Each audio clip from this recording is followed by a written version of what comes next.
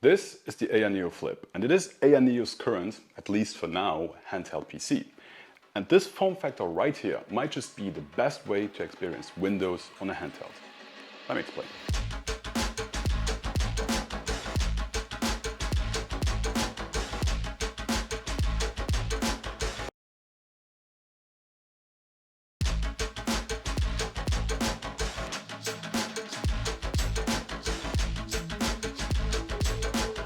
The Flip is technically one of two handhelds. There is this, the Flip KB, where KB stands for keyboard, and there's the Flip DS, where DS stands for dual screen. In this review, we'll only look at the KB because I don't own the DS, and because, to be honest, I feel like the KB is the one I'd recommend to most people. The dual screen to me feels mostly like a gimmick and is only really practical if all you care about is DS, 3DS or Wii U emulation. But if you want to learn more about that specific device, I'll link two reviews by my friends Russ from RetroGamecore and Carrie aka The Fox in the description down below. But back to the KB and to your usual disclaimer. AYANEO sent us this review unit, but they didn't have access to the script before release, no money exchange hands, and so on, yada yada yada. The Flip KB uses an AMD 7840U chip. Yes, that is the same chip you can find in nearly every other handheld that's currently on the market, except for a few Intel-based ones like the MSI Clock. If you follow the handheld scene, you know this chip by now. There are many videos on this particular chip used in all the different devices available, some videos even made by me.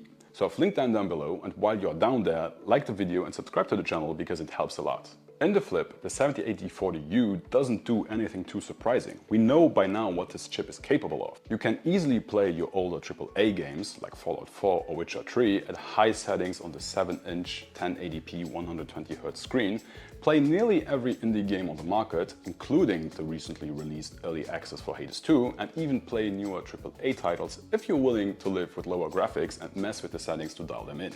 On the Flip, the chip goes up to 28 watts, though from my testing, the handheld would get annoyingly loud and empty your battery in no time. To be fair, that high of a TDP is also mostly just meant if you're playing plugged into a wall outlet, because the battery will barely hold an hour otherwise. On the other extreme, the chip can go down to 3 watts, but as soon as I put the TDP that low, Windows starts to be unresponsive. However, I seem to have this experience with every Windows handheld and not just this one, so it might just be something with how I configure all of these devices whenever I get them. The range you should aim for on the Flip and the 7840U is around 10 to 20 watts. That way you can play all of your indie games, emulate older platforms including, yes, the Nintendo Switch, and play a lot of older and even newer AAA titles. At this range you can expect between 1 to 3 hours of battery life. You change all the settings using AYASpace 2, by the way. Here you can change settings like TDP, rumble, navigate your game library if you so desire, install updates and much more.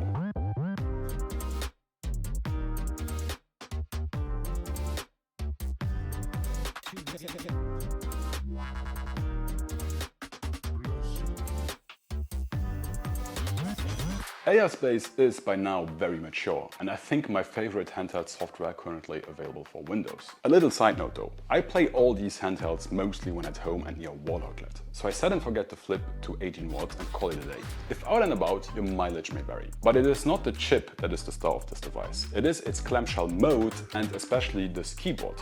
This is the first device I am testing that comes with a built-in hardware keyboard, and let me put it like this. Where have you been all this time? Windows on a handheld is not the greatest of experiences. It is not as straightforward and as polished as something like SteamOS, where the whole experience was clearly designed to be navigated with a controller. But with an always available hardware keyboard, Windows is so much better to navigate. Sure, it's still your typical Windows desktop experience, but there have been so many moments where simply having a function row or arrow keys to navigate the OS have saved me from many frustrations.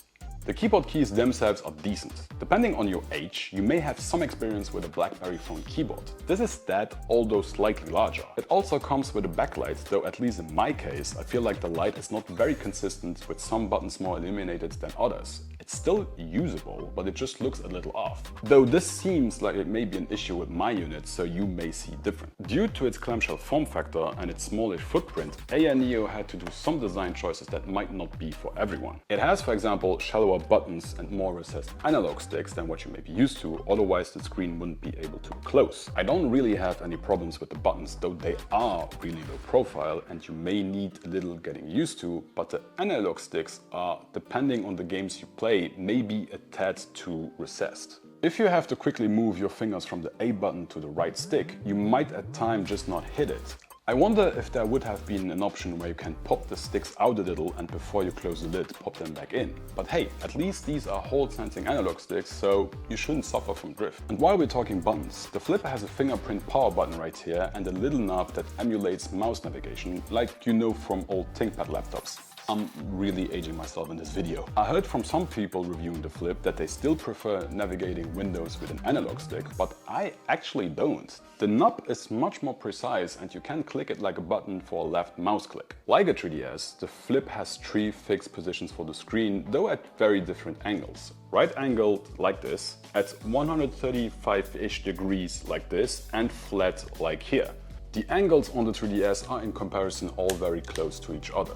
I have to say AYANEO nailed the positions. I haven't once missed any of the angles and definitely prefer having fewer options, but therefore a much sturdier hinge. This is after all one of the parts that breaks on most of these clamshell devices. The AYANEO has, in theory, a smaller footprint than most handhelds. However, it's one chunky boy, and I mean it. It's thick with 4 C's. Just look at it compared to a Steam Deck on ROG Ally. It's a very big boy, and I'm not body shaming here. And it also comes in at 656 grams. But thanks to that chunkiness, AYANEO is able to fit in up to 2 terabytes of internal storage, up to 64 gigs of memory, a 45 watt-hour battery and a fan mechanism that should in theory cool the 7840U. And in my testing, the only part that really gets warm is this upper left part right here, though it doesn't get too hot. Of course, at higher wattages it still gets very loud, but at least it never burns your hands, so yeah, I count that as a win. One thing I find a tad annoying is that the Flip has no bottom USB-C port. It has 2 ports, one USB 4 and one USB 3.2, but both are on the top of the device. Also, only one is for data and power, while the other port is only for data. It naturally also has a micro SD card slot and it has this little port which is an Oculink port. What you normally do with an Oculink is connect an external GPU enclosure to this, and thanks to its high speeds it is nearly as good an experience as directly connecting it to a motherboard. Unfortunately, I don't own an Oculink compatible eGPU, but I have this bad boy, which is the Razer Chroma X with a 3070 inside. And I'm working on a video where I pair these two, so get subscribed and hit the bell icon to know when that video goes live. At a starting price of $699 US for 16 gigs of memory and 512 of storage, up to $1,200 for 64 gigs of memory and 2 terabytes of storage, it is definitely more inexpensive than the likes of an ROG Ally or Steam Deck. But what you get is a more powerful device with a great screen and a very different form factor. There is even an option for an 8840U chip, but so far that chip doesn't feel like that significant of an upgrade compared to the 7840U most people are familiar with. Also, there is still the more expensive dual screen DS version. The Flip KB is not a perfect device. The analog sticks and its overall chunkiness may be a problem for some. This plastic material is a fingerprint and smudge magnet, and it really misses a bottom USB-C port. But I now understand why so many handheld aficionados like clamshell devices like this. Having access to a keyboard and a form factor that doesn't take up too much space in the backpack is something I didn't know I would like that much. And I mean it, a hardware keyboard on a Windows handheld is in my eyes a game changer. For AYANEO's first foray in this form factor, I feel like they did a damn good job. There are some trade-offs here and there that come with clamshell designs, but by far at large, it is a really good handheld. I can't wait to see what this device will do when paired with an external GPU, and have been wondering if it could be the brains for most of my gaming needs. But that's for another video. And with that, thank you very much for watching and see you in the next video. Bye!